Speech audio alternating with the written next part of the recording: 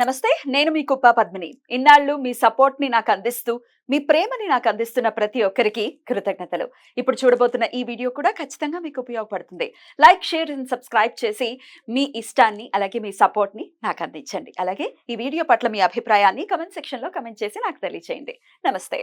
నమస్తే, welcome to our channel. నేను పద్మిని. ప్రస్తుతం మనతో పాటు ప్రముఖ ఆధ్యాత్మికవేత్త, ప్రముఖ జ్యోతిష పండితులు కేఎస్ఆర్ గారు మనతో పాటు ఉన్నారు. మాట్లాడదాం. సార్ నమస్తే సార్. ఎలా ఉన్నారు సార్?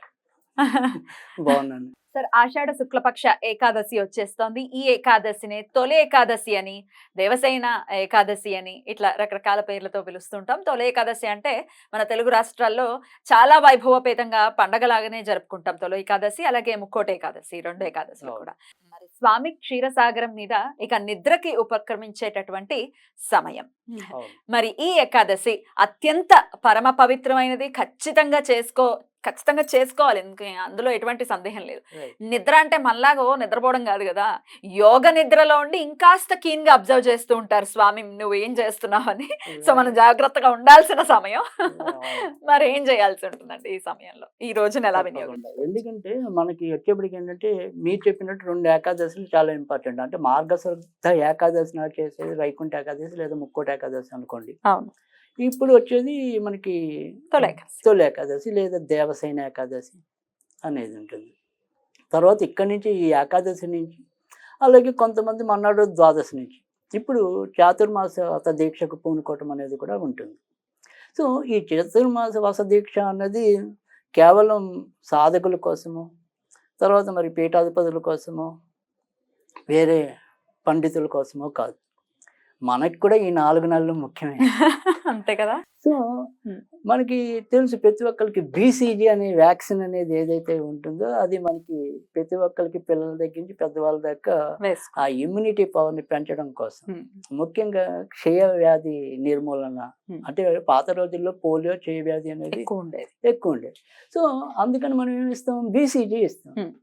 అదే మనకున్న ఈ 4 నెలలు కూడా మనం కూడా ఈ ఆధ్యాత్మికంగా ముందుకెళ్ళినప్పుడు పాటించవలసింది కూడా BCGనే. అది శారీరకంగా మన యొక్క ఇమ్యూనిటీ పవర్ని పెంచితే, ఇది స్పిరిచువల్ గా ఇమ్యూనిటీ పవర్ని పెంచుతుంది. పెంచితే ఏమవుతుంది? బి అంటే ఏంటి అసలు? సో బి అంటే భగవద్గీత, సి అంటే చండీమాత, తర్వాత జి అంటే గోవిందుడు, గంగా, గాయత్రి. సో BCG ప్రతి ఒక్కరు మర్చిపోకూడదు కూడా BCGనే.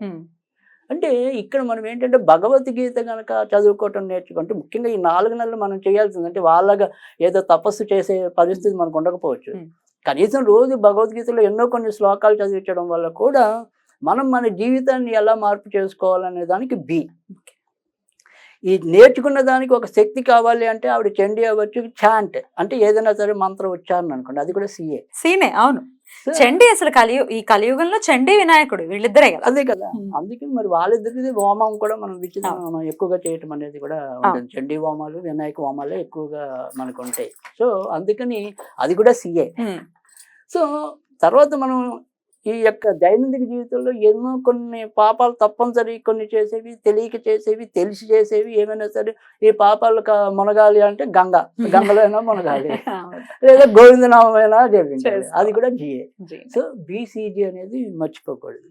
తర్వాత ఇక్కడికి వచ్చేప్పటికి ఏంటంటే ఈ రోజు నుంచి మనం ఇందాక మీరు చెప్పారు అంటే ఈ లక్ష్మీదేవి ఆయన యొక్క పాదాలను ఒత్తుతూ ఉంటుంది, ఆయన హాయిగా సుఖాసీనుడై నిద్రించడం అనేది ఉంటుంది. కానీ నిజానికి భగవంతుడికి మళ్ళాగా ఏమంటే అదేమంటుంది, నిద్ర, జాగృతి, తర్వాత స్వప్నావస్థ, ఈ అవస్థాత్రయం అనేది ఏది ఉండదు. కేవలం జగన్నాటక విష కోసమే నేను ఆ రకంగా నిద్రలో ఉన్నట్టు నటిస్తాను, కానీ మీ భర్తలు పడతారు అంతే కదా, ఇంకా క్లీన్ గా అనుకున్నట్టు. సో అందుకని ఖచ్చితంగా మనం ఏంటంటే ఇక్కడ మనకి 2 మార్గాలు ఉన్నాయండి. ఒకటి ఇందాక చెప్పాను, సాధ్యమైనంత వరకు వాళ్ళగా మనం తీవ్ర సాధనలు చేయకపోయినా రోజు ఎంతో కొంత సమయాన్ని విష్ణు పూజ కోసం కేటాయిద్దాం. సో ఆ భగవద్గీత చదువుతాము, లేదా మనకి తెలిసిన గోవిందనామాన్ని ఉచ్చరిస్తాము, అది మన ఇష్టం. ఆ రకంగా చెయ్యాలి. ఎందుకంటే ఈ చాతుర్మాస దీక్షలో కూడా తర్వాత మనకి ఏంటంటే ఒక్కొక్క నెలలో ఎవరైతే వీళ్ళందరూ కూడా ఉంటారో, మొదటి నెల ఏదైతే ఉంటుందో ఈ చాతుర్మాస దీక్ష అంటే, ఇప్పుడు మనకి అది కూడా ఇంకోసారి చెప్తాను. ఈ చాతుర్మాస దీక్ష అంటే ఏంటంటే, ఇప్పుడు మనం ఈ ఆషాఢ మాసం నుంచి మొదలెడతాం కదా, అది మళ్ళీ కార్తీక శుద్ధ రెండవది. దశమి, దాన్ని ప్రబోధిని ఏకాదశి అంటారు, ఆ. కొంతమంది పద్మేకాదశి అంటారు. సో అంటే ఇక్కడ నుంచి మనం మొదట జ్ఞానానికి తొలిమెట్టయితే ప్రబోధం, మనం మేల్కొల్పది. సో అక్కడి దాకా రావటం అనేది, అప్పుడు దీక్ష విరమించడం అనేది ఉంటుంది. ఈ 4 నెలల్లో కూడా ఒక్కొక్కటి వాళ్ళు వదిలేస్తారు. అంటే మొదటి నెలలో కాయగూరలు వదిలేస్తారు. సో 2వ నెలలోకి వచ్చేప్పటికి పెరుగు వదిలేస్తారు. 3వ నెలలోకి వచ్చేప్పటికి ఏంటంటే పాలు వదిలేస్తారు. 4వ నెలలోకి వచ్చేప్పటికి ఏవో ఒక ధాన్యాలు వదిలేస్తారు, పప్పు ధాన్యాలు కానీ. ఏదో ఒకటే, అన్ని కాదు కదండి. మమకారం ఉన్న ఏదైనా వదిలేయచ్చు. కానీ నేను అనేది ఏంటంటే అలా మనం కూడా మనం అంటేనే అది ఆలోచిస్తే, అంటే తర్వాత మనం ఆధ్యాత్మికంగా పెద్ద స్థాయికి వెళ్ళినప్పుడు ఏంటంటే మనకి ఏదైనా సరే వదిలేసుకోవడానికి, స్వీకరించడానికి రెండింటికి సిద్ధంగానే ఉండాలి. కరెక్ట్. ఎందుకంటే ఈ భూమి మీద ఏదైనా సరే ఎప్పుడు కూడా అది అంతరించేదే కదా. సో నేను ఒక్కొక్క వస్తువు మీద విపరీతంగా మనసు పారేసుకోవటం వల్ల తర్వాత నేనే బాధపడాలి, ఆ వ్యక్తి అది ఆ వస్తువు దూరమైనప్పుడు. కరెక్ట్. అందుకని అవి వద్దు, అవి వద్దు. తర్వాత నేను అనేది ఏంటంటే వాళ్ళగా పాలు పెరుగు కాదు, ఈ 4 నెలలు మీకు ఇష్టమైంది మీరు వదిలేయండి అంటున్నా నేను. ఏదో ఒకటి అంటే నేను అనేది నాకు బాగా బంగాళదుంప కూర ఇష్టం అనుకోండి, ఆ బంగాళదుంపలే వదిలేండి కొన్నాళ్ళు. అంటే నేను అనేది మమకారాన్ని జయించడం. ఈ మమకారాన్ని జయించుకుంటూ పోతే ఆటోమేటిక్గా కోరికలు తగ్గుతాయి. మమకారం పెరిగిన కొద్దీ కోరికలు పెరుగుతాయి. సో కోరికలు ఎప్పుడు పెరిగామో పతనం వస్తుంటుంది. సో అందుకని ఇటు మనం ఈ రకంగా కూడా మన యొక్క సాధనని మార్చుకోవచ్చు. వాళ్ళు చెప్పినట్టే ఫలానా వస్తువే వదలకాలి, అవి వాళ్ళు చూసుకుంటారు, ఆ సాధకులు చూసుకుంటారు. సో మనం లౌకికంగా మనమేం చేయగలం అనేది. దీంతో పాటు నేను ఇందాక చెప్పాను, మనకేది ఇష్టమో అది చేయండి స్వేచ్ఛగా. మీకు ఏ దేవుడు ఇష్టమైతే ఆ దేవుని పూజించే. కానీ ఇది ప్రధానంగా విష్ణు అంశతో కూడింది కాబట్టి సాధ్యమైనంత వరకు విష్ణువుని పూజించండి. సో ఆ విష్ణువుని ఎలా పూజించాలి అయితే ఇందాక చెప్పాం, మనం భగవద్గీత అనుకుంటే భగవద్గీత, లేదు విష్ణు సహస్రనామం ప్రతిరోజు చదివితే అంతకంటే మంచిది ఉండదు. అవి కూడా చేయలేని వాళ్ళ కోసం అయితే కనుక చాలా తేలికైన పద్ధతిలో ఓం శ్రీం విష్ణువే స్వాహ, ఓం శ్రీం విష్ణువే స్వాహ, ఓం శ్రీం విష్ణువే స్వాహ అనేది ఉంది. దీంతో పాటుగా మనం ఎప్పుడు ఇచ్చే స్విచ్ వర్డ్ ఉంది, విష్ణుమూర్తికి సంబంధించి, రైట్, ఆకాష్. సో ఈ ఆకాష్ అనేది జపించడం వల్ల చాలా వాటికి ఉపయోగపడుతుంది. అంటే ఇది మనం ఏమంటాం, నాలెడ్జ్లో అభివ్యక్తీకరణ అంటే ఎక్స్ప్రెస్ చేసే విధానం రావాలి మనకి, లేకపోతే కమ్యూనికేషన్ గ్యాప్స్ ఏర్పడతాయి. మన దగ్గర జ్ఞానం ఉన్న మాత్రం దానికి వాగ్దాటి కానీ, మాట్లాడే విధానం కానీ, జనాల్లో మనం చొచ్చుకుపోయే విధానం కానీ లేని వాళ్ళ కోసం కూడా ఈ అంబర్ అనేది ఉపయోగపడుతుంది. అది ఆకాష్. అదే.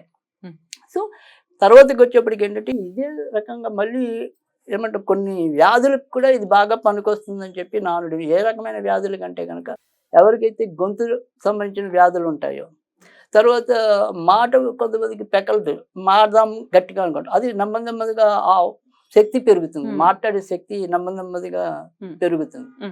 సో ముఖ్యంగా చిన్నప్పుడు ఏదైతే అటిజంతో బాధపడుతుంటారో అలాంటి వాళ్ళకి కూడా క్రమంగా ఇది అలవాటు చేస్తే ఆటిజం కి కూడా ఆకాష్ అనేది తప్పకుండా ఉపయోగపడటం అనేది ఉంటుంది. అంటే ఇటు శారీరక రుగ్మతలకి ఉపయోగపడుతుంది, మానసిక రుగ్మతలకి కూడా ఉపయోగపడుతుంది. ఆకాష్ అనేది ఒకటి. ఆకాశం అంత విశాలమైన వాడు, అంటే మొత్తం ఏమంటాం అన్నిట్లా సర్వత్రా వ్యాపించిన వాడు విష్ణు కాబట్టి ఆకాశం. పైగా రెండోది ఏంటంటే మనకి పంచభౌతిక తత్వాలు ఉంటాయి కదా, ఈ 5 తత్వాల్లో విష్ణుమూర్తిది ఆకాశ తత్వం. సో తర్వాత ఈ మిగతా 4 తత్వాలు ఎవరన్నా ఇంకోసారి ఎప్పుడు చెప్పుకుంటాం కానీ, బట్ ఆకాశ తత్వానికి ప్రతినిధి విష్ణుమూర్తి. సో ఏకాదశి ఎలా చేయాలి అనేది తెలిసిందే అందరికి.